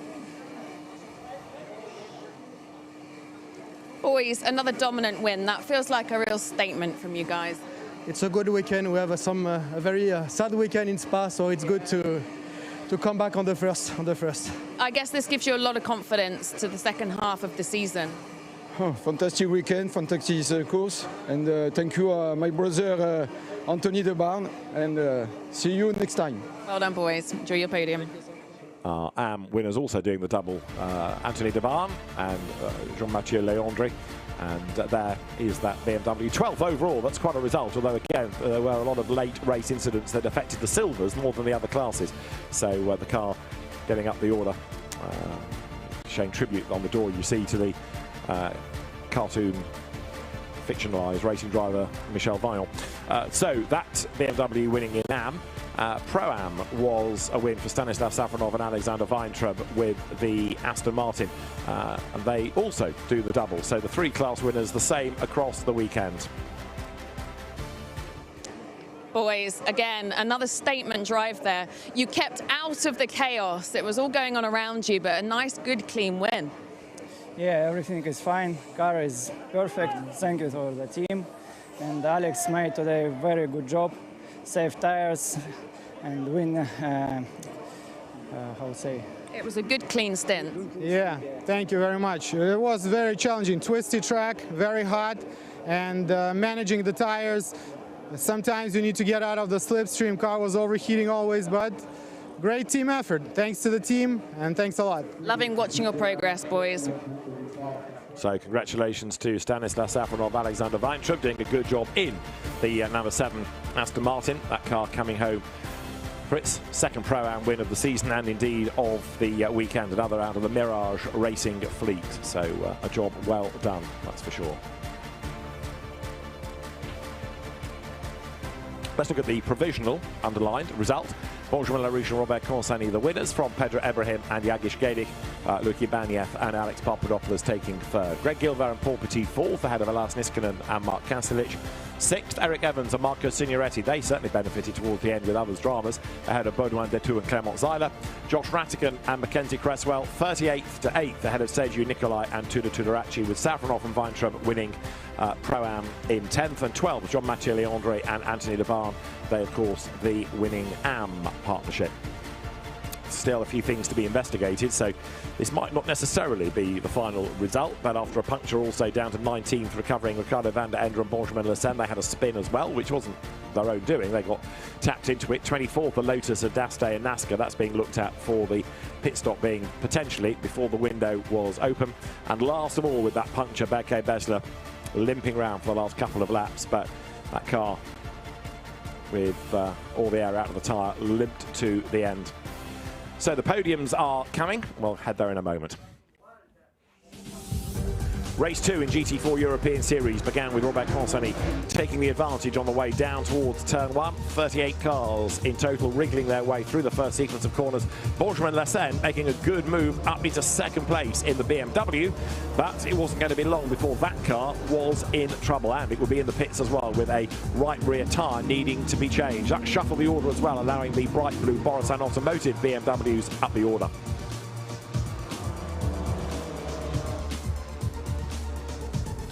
Paul Petit was involved in a big battle early doors with Yagish Gedik. He would find a way through into third place. One or two others have got damage, including the Mojica brothers, Ginetta. That battled on despite the damage and did at least get to the end and scored points in its class. Ajith Kumar, though, sadly was a retirement coming through turn 2, concentrating on his own line, suddenly looked up and found a stationary BMW in the way. And that brought out a full course yellow and a safety car. It delayed the pit window, which, when it opened, was taken early by the number 11 Gedik Ibrahim BMW, and that would jump ahead of the sister car on the pit stops. Gabriele Piana relaying Berke Besler, who eventually had a tyre go down, and he limped to the end in 28th place.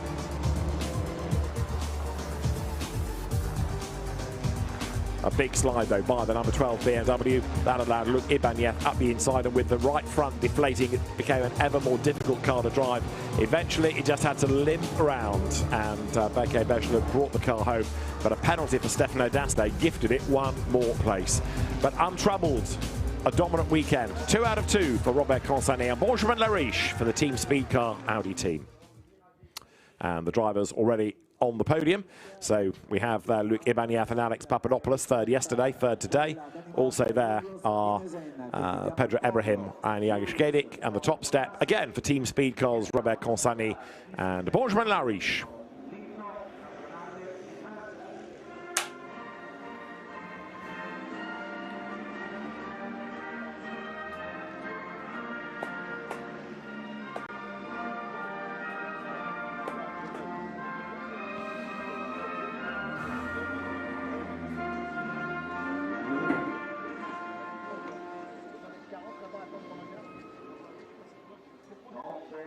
So for Benjamin Lariche, for Robert Consani, it is another win.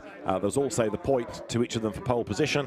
The fastest lap went to Luke Ibanez, but what it has certainly helped to do is increase that championship advantage as Andrea Albani, the managing director of the Misano World Circuit, presents the trophies to Alex Papadopoulos and to Luke Ibanez. Then for second place to Yagish Gedik, the Turkish driver, and the Brazilian Pedro Ibrahim, who we've seen in GT3 as well as GT4 this season.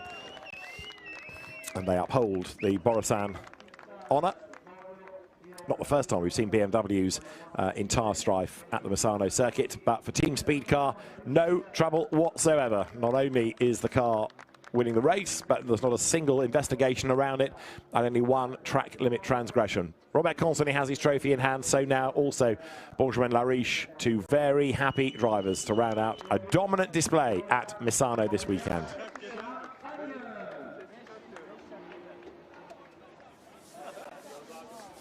The champagne is sprayed, and the drivers then will make their way off that podium in a few moments' time to allow the Pro-Ams and the AMs to step forward.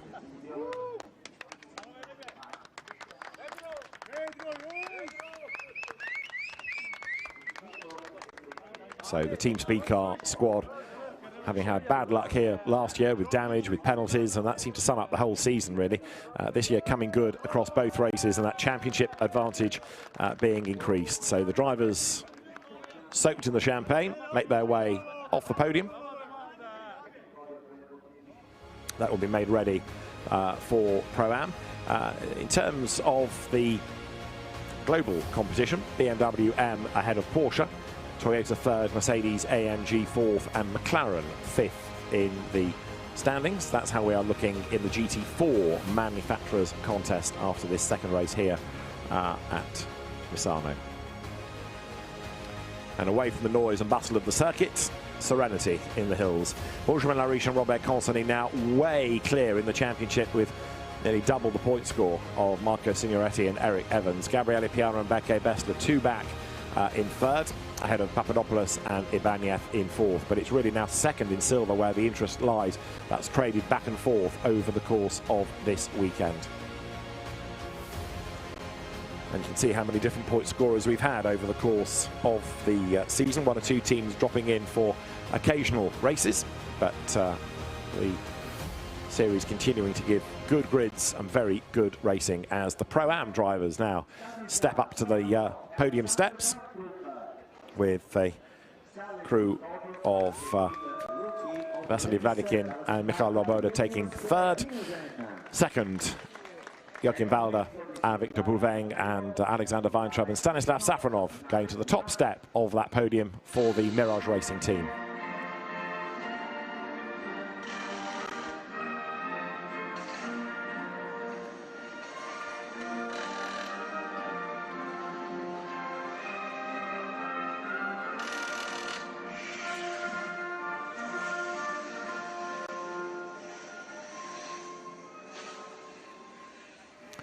The French Mirage Racing team reflected through the national anthem, and the drivers then put their winners' caps back on, and the trophies brought, as ever, in the reverse order for Vasily Vladikin and Mikhail Loboda. Then it could have been a different story, but for the contact, but for the spin.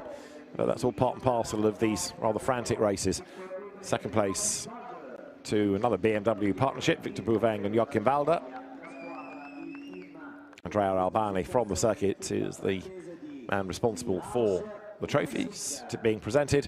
But then another win for Mirage Racing, Stanislav Safronov and Alexander Weintraub. A bit like buses, these wins.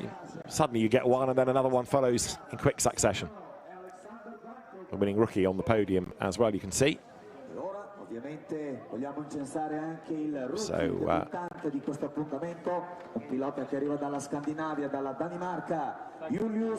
Julius Dinasen is the rookie that you can see at the far end of the podium, receiving his trophy, the best rookie of the weekend. So well done to Julius Dinasen, who was in the wards rather at Spa, an accident in the practice session, putting him out for the weekend, and a replacement car and indeed replacement co-driver had to be found for the remainder of that weekend. The champagne is ready for the winning drivers in Pro-Am and indeed the winning rookie. So Julius Dinasen making a bit of a hash of opening the bottle. Was it stuck? Oh, now it's gone. So he joins in the celebrations. But Julius Dinasen new to all this podium lark. And there, Victor Bouveng, a happy man with his trophy. He and Joachim Walder coming home second in Pro-Am, posing for photographs. As far as the championship is concerned, even though it's been a poor weekend by their high standards, Hendrik Still and Joachim Bolting continue to lead from Safronov and Weintraub. Joachim Walder and Victor Bouveng now are third. The Lotus duo of Alberto Nasca and Stefano D'Aste come next from winners early on in the year, Nico Ferrarin and Vinny Beltramelli.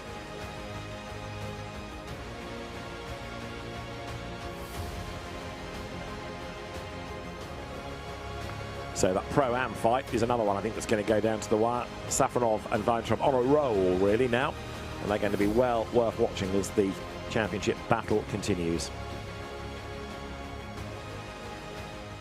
And the final podium is going to be for the AMS. There for third place, Mikhail and Christopher Brunhagen, the Toyota Supra drivers. For second place, stepping forward now, Max Kronberg and Daniel Blickler. They've had a tough weekend. Indeed, all the Porsche teams seem to have struggled a little bit for pure pace. And the category winners, Anthony de Barn and Jean-Mathieu Leandri. Again, another double, and two very happy drivers. And 12th overall for an AM winning car is quite something. And to be that clear of the opposition, they've been dominant.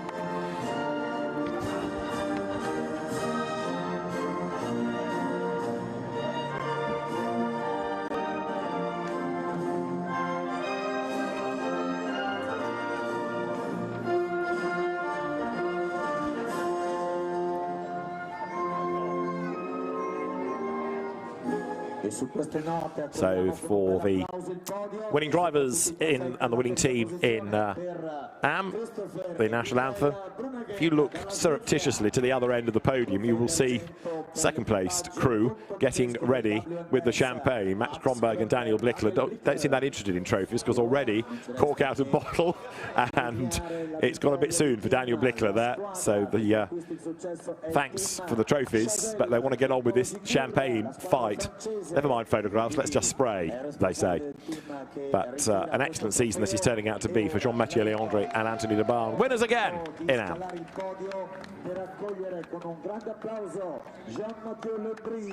There are the trophies. Anthony de Barn, trophies in the air.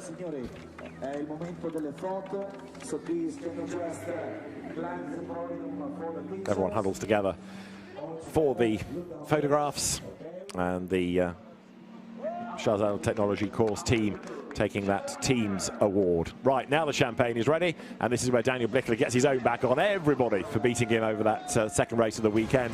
And as far as the championship is concerned, he is 21 points behind Leandri and de Barn with the help of Max Kronberg, and then third, Mikhail Brunhagen and Christopher Brunhagen, the Toyota drivers. Great racing as ever then in the GT4 European Series. It's goodbye from Misano.